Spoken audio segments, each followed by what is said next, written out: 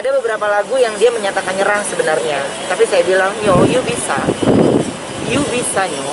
Jadi dia itu butuh orang yang ngebisikin dia untuk kasih tahu, ya lu bisa. Itu yang saya bilang. Kalau di sekelilingnya dia udah, kayaknya lu nggak bisa deh, Nyo, kayaknya lu nggak bisa, ya pasti dia nggak akan bisa.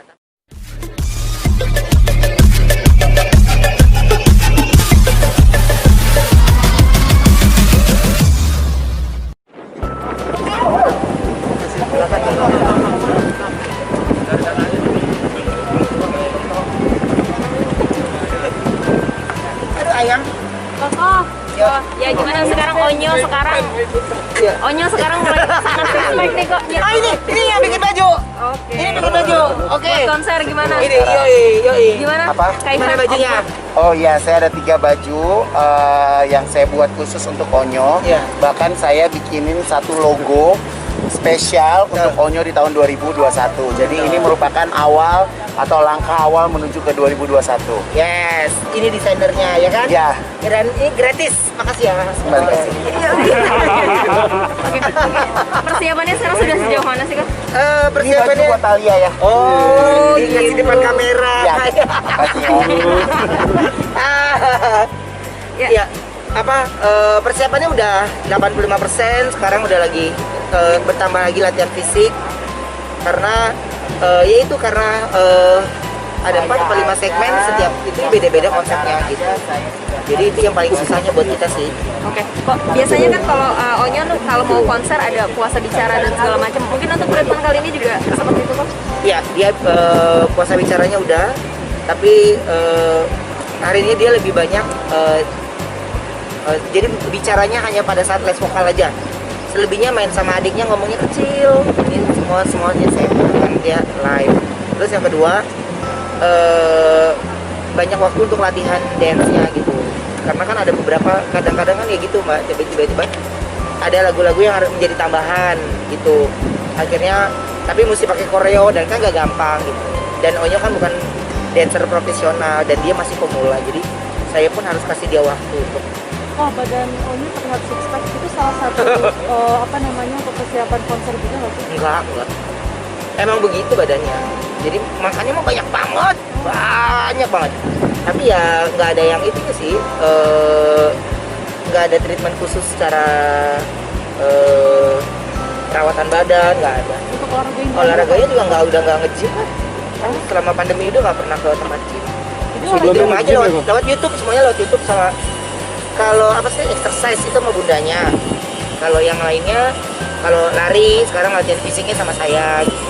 Tapi kan sejauh ini olahraga Onyo paling hanya renang dan sama bunda nih. Iya. Gitu.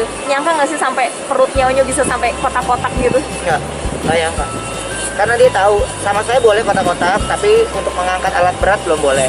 Tapi untuk ngeringin badan boleh, bikin badannya bagus boleh. Tapi kalau untuk angkat alat berat saya takutnya jadi malah pendek gitu. Tapi untuk anak sekecil Onyo emang udah boleh kok untuk six pack gitu.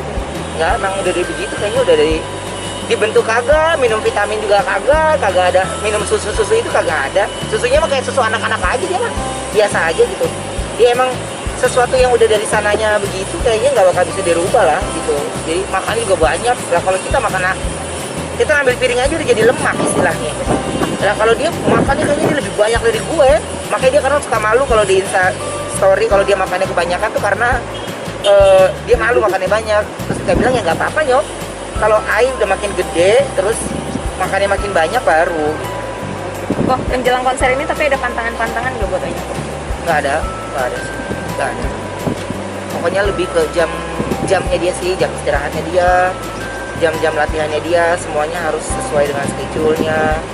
Terus bagaimana dia pernapasan, lebih ke pernapasan sih, karena kan ada berapa yang jadi perubahan lagunya cepat tuh.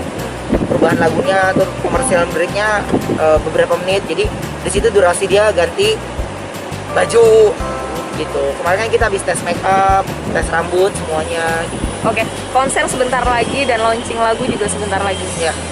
Ya seneng lah, jadi penutup tahun Onyo pasti punya karya gitu. Dan kalau saya udah nggak mikirin yang konsernya, tinggal deg-degan doang, tapi lagi mikirin konsep berikutnya apa yang mau dilakukan lagi gitu. Oke. Yang lebih keras dari yang kemarin berarti kok latihannya? konser yang pertama? Oh iya, ini lebih lagi. Tapi ngelihat hasilnya aja saya selalu netesin air mata gitu ngelihatnya. Ya dulu dia anak yang pendiam, anak yang malu-malu gitu ya, tapi tiba-tiba dia mau melakukan perubahan itu dan dia suka ditantang oleh saya gitu. Ada beberapa lagu yang dia menyatakan nyerah sebenarnya, tapi saya bilang, yo, you bisa, yo. Jadi dia itu butuh orang yang ngebisikin dia untuk kasih tahu, ya lu bisa. Itu yang saya bilang. Kalau di sekelilingnya dia udah kayaknya lu nggak bisa deh, kayaknya lu nggak bisa, ya pasti dia nggak akan bisa. Tapi kalau dari saya, Mawenda kasih tahu bisa gitu.